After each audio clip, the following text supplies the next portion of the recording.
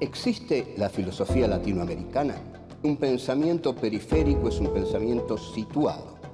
Europa se arroja sobre América Latina la herencia de los pueblos originarios, los proyectos de nación, el porqué de este pensamiento, el rechazo al colonialismo, la unión latinoamericana, la lucha de clases en Argentina, países subalternos, marginados, que no han participado de la centralidad de la historia. América Latina, filosofía y colonialismo. Filosofía aquí y ahora 4. Encuentro 1. La filosofía latinoamericana. 1. Centro y periferia. 2. La razón en cuestión. 3. Colonialismo e imperialismo. 4. Un pensamiento periférico.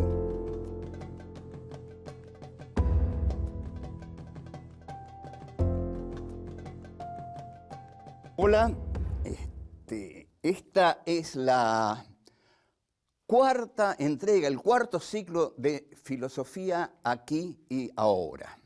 El cuarto sorprendente ciclo porque cuando empezamos esto, que lo empezamos lógicamente en su primer ciclo, no pensábamos que íbamos a llegar ni siquiera a la terminación del primero, porque es muy raro hacer filosofía en televisión. Esa fue la apuesta difícil que hicimos. Y estamos ya en nuestro cuarto ciclo, o sea que estamos sorprendidos pero contentos.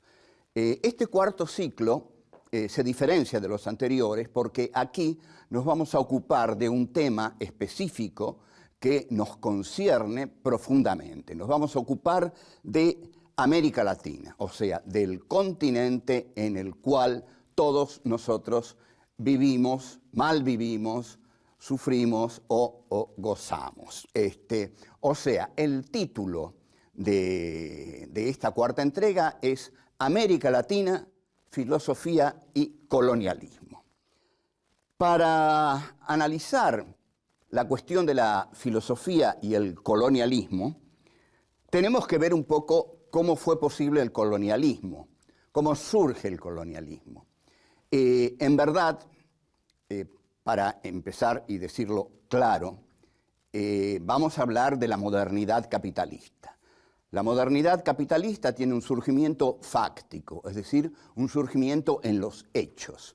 El surgimiento que tiene en los hechos parte del llamado descubrimiento de América, 1492, que si bien a los que defienden los derechos de los pueblos aborígenes de América Latina a tener su propia historia y no a ser descubiertos por los europeos, sino que ya existían antes y no necesitaban ser descubiertos por nadie, pero sin embargo el concepto de descubrimiento desde un punto de vista es exacto, porque América Latina es descubierta por la gula del capitalismo.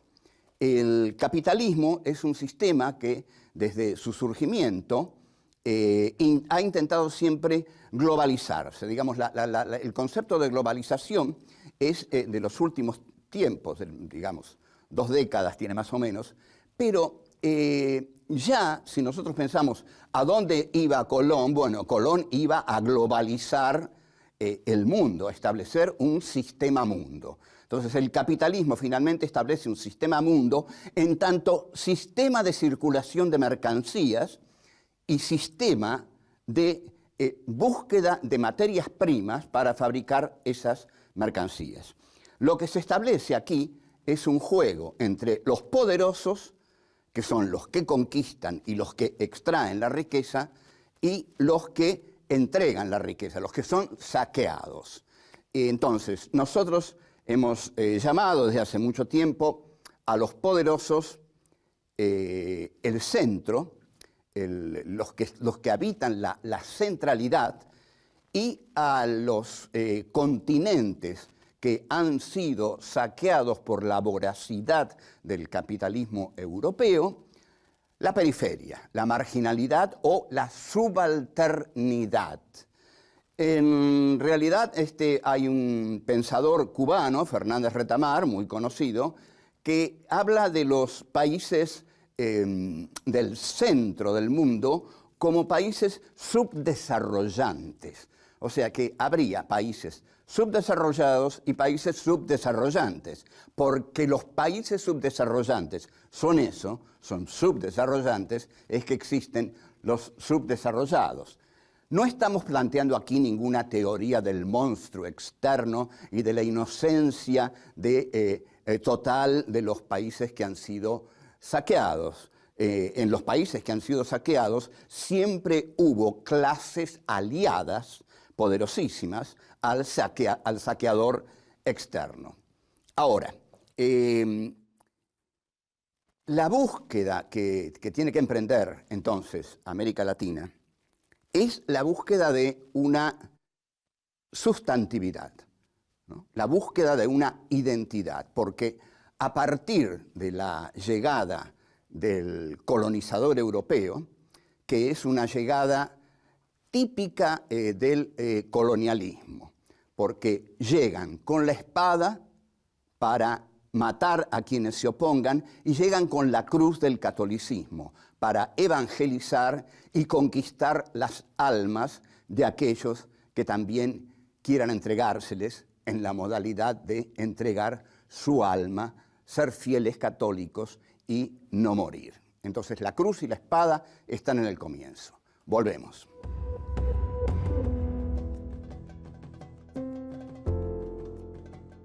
Esto que vengo diciendo sobre la comunión entre la cruz y la espada es típico de todo colonialismo. Todo el colonialismo capitalista se ha caracterizado por colonizar en nombre de valores. Y ahí, desde el comienzo, se coloniza en nombre de la religión, en nombre nada menos que de Dios. Es decir, entonces, llega la cruz con la espada. En realidad, la gran justificación de la conquista de América, para extraer todo el oro y todas las riquezas de América, es que se llega para evangelizar a los indios, para darles un alma, porque naturalmente no tienen un alma. Entonces los conquistadores, por medio de los clérigos, les van a dar un alma.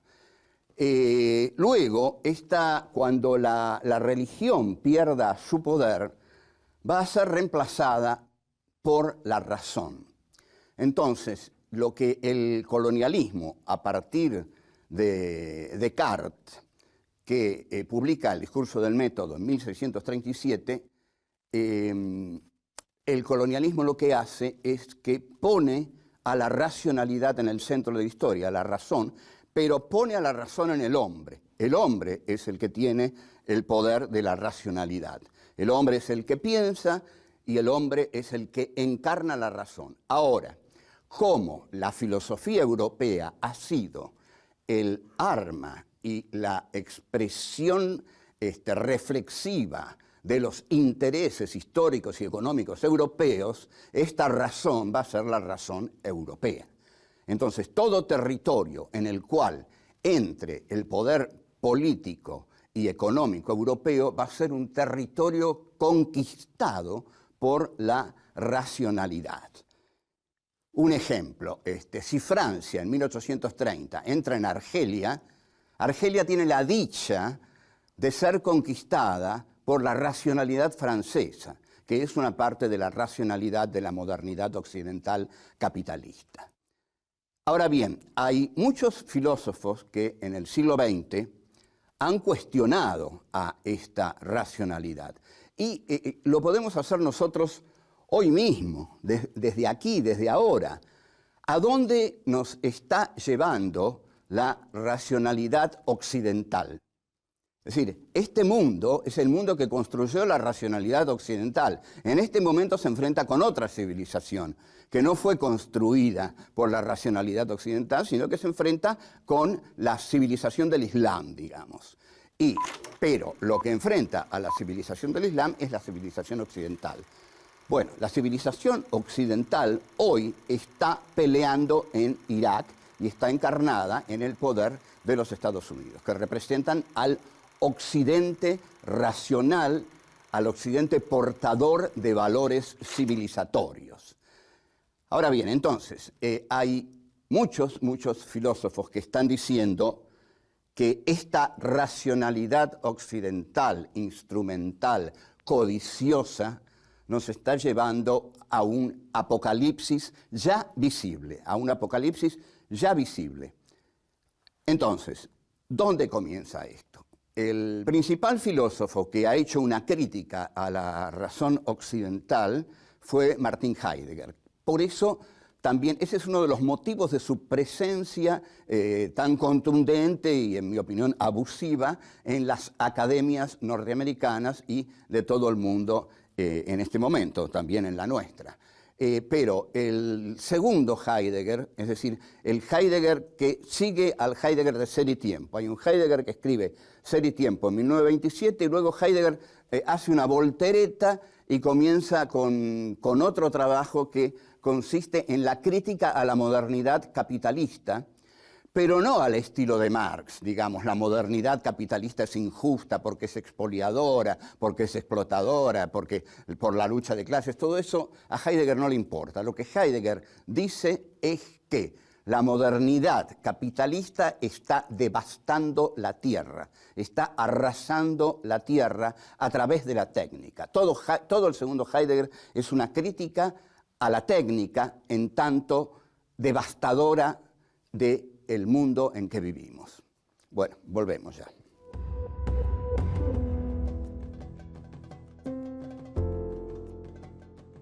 En un reportaje que Heidegger dio a Der Spiegel y que pidió que se publicara después de su muerte, termina diciendo: esto en lo que el hombre hoy vive ya no es la tierra.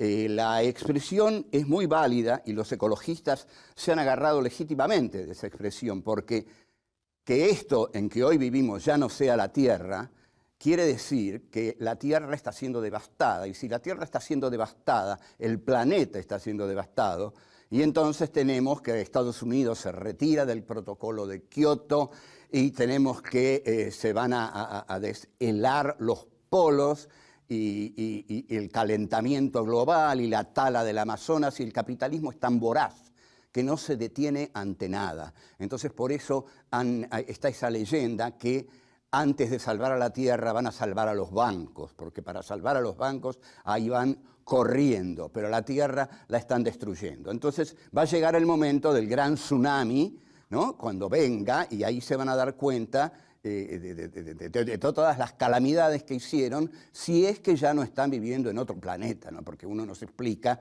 cómo están destruyendo tanto si no tienen otro a donde rajarse, digamos, cuando se destruya. Ahora, el colonialismo no se detiene, porque ¿qué es lo que ocurre? Un país que necesita tantos elementos energéticos no los puede encontrar en su propio territorio, entonces tiene que ir a buscarlos afuera. Esto siempre fue así. Cuando Inglaterra necesitaba materias primas baratas, se las dio a América Latina y en gran medida a la Argentina, cuando fue llamada el granero del mundo, porque le daba a Inglaterra las vacas, las mieses y el ganado, digamos. Pero en este momento, lo que está haciendo Estados Unidos para asegurarse aquellos productos energéticos por los cuales sus industrias pueden funcionar, el país puede funcionar, fundamentalmente el elemento del petróleo, ha consistido no ya en lo que hacía el imperialismo. Lo que hacía el imperialismo era conquistar con la economía. Hay una concepción que a partir del siglo XIX, los ingleses dicen, no hay que entrar más en los países, lo que tenemos que hacer es dominarlos con la economía. Y efectivamente, dominan a los países a través de la economía, ¿no? Con los préstamos, la deuda externa, el endeudamiento de los países laterales, subalternos, periféricos.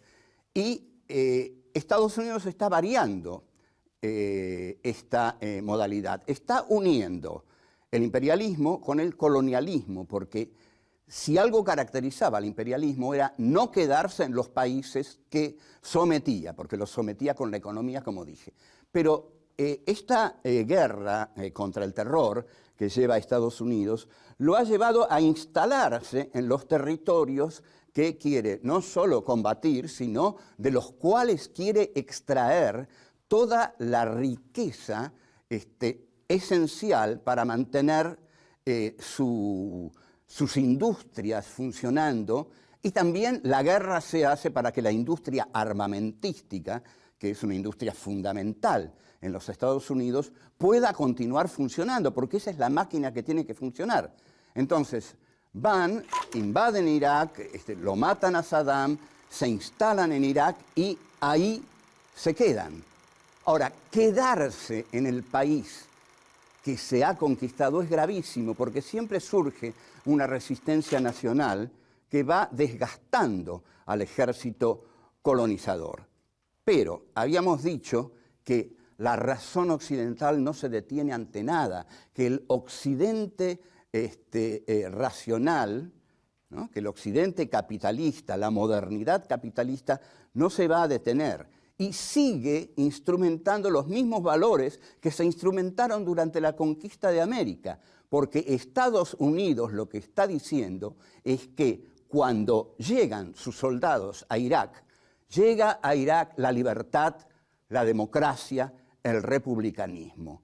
Es decir, que ellos le están haciendo un enorme favor a los iraquíes, porque les están llevando la posibilidad de un orden democrático que van a instalar en ese país sometido por dictaduras desde tiempos difíciles de recordar. O sea que el imperialismo norteamericano, el colonialismo norteamericano que va a Irak y se queda ahí, sigue instrumentando valores, es decir, somos la democracia, somos la libertad, venimos a librarlos de los dictadores, por eso hemos desplazado a Saddam, y ustedes tienen la suerte de que nosotros estemos aquí, porque nosotros somos el progreso, somos la modernidad, y ustedes son el atraso. Ustedes se han quedado en el siglo XIII y necesitan que nosotros vengamos para modernizarlos. Entre tanto, mientras están tan entretenidos con los territorios islámicos, porque también están pensando hacer algo con Irán inmediatamente, América Latina está como disfrutando de un recreo, ¿no? Es decir, el imperio está muy concentrado en determinado lugar del mundo y está debilitado porque ahí no le va bien. Entonces, en América Latina han comenzado algunos procesos que serán interesantes de analizar. Y los vamos a ir analizando porque esto es para analizar América Latina, la filosofía y el colonialismo. Vengo enseguida.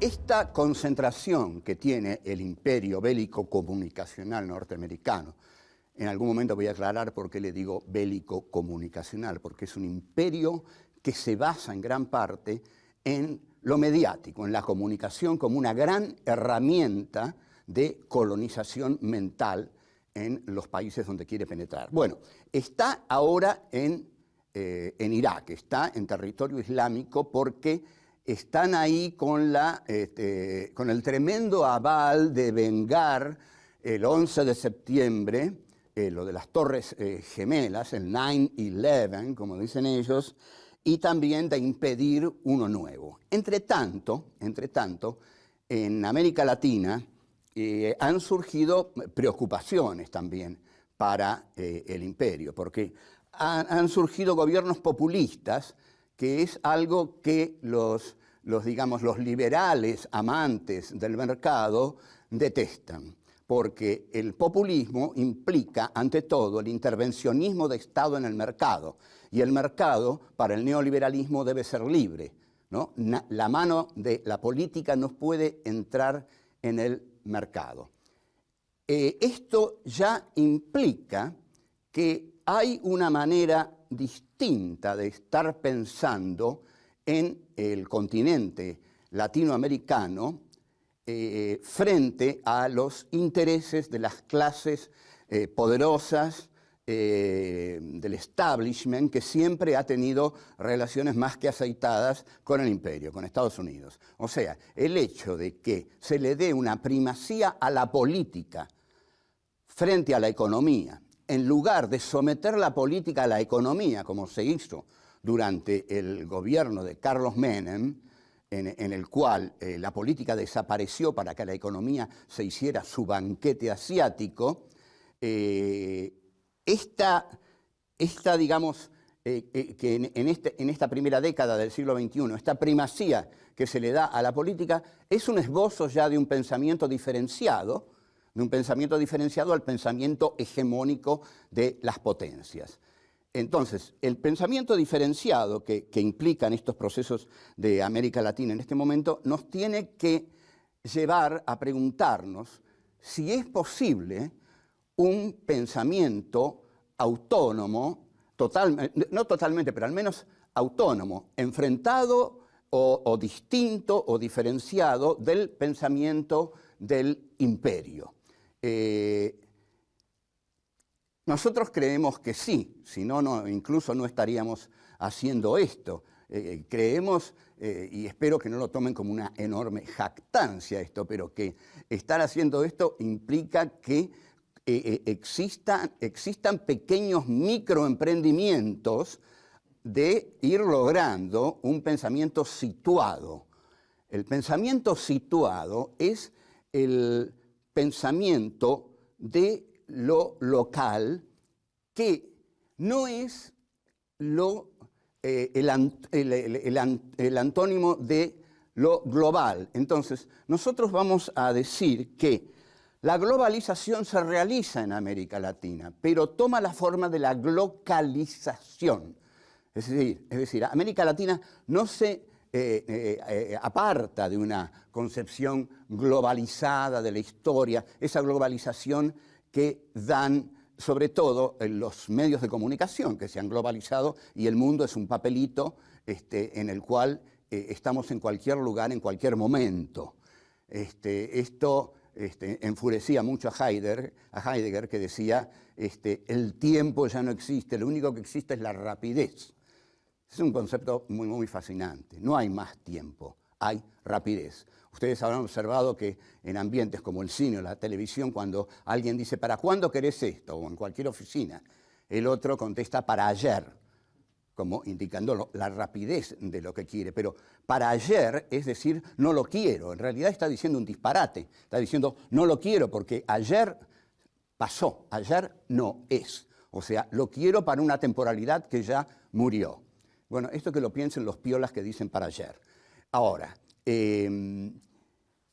América Latina tiene que expresar que participa de la ontología que es el planeta. Es decir, hay un ser del planeta, este planeta es, pero América Latina tiene que ser de un modo distinto a como el imperio es.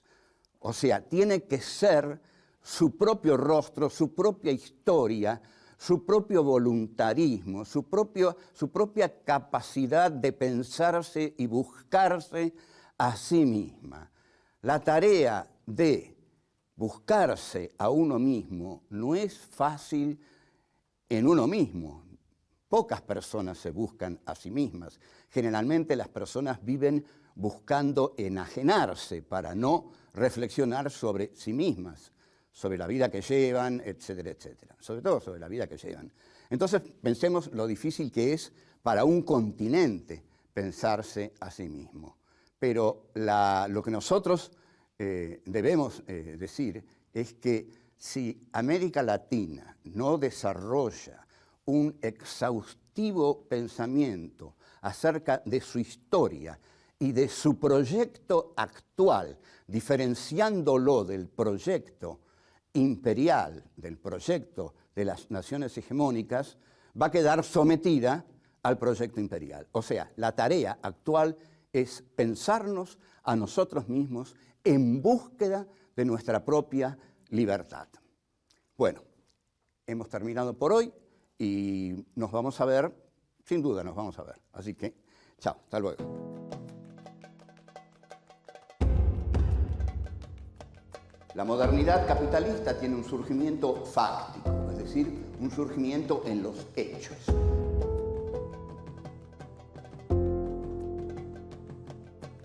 Todo el colonialismo capitalista se ha caracterizado por colonizar en nombre de valores.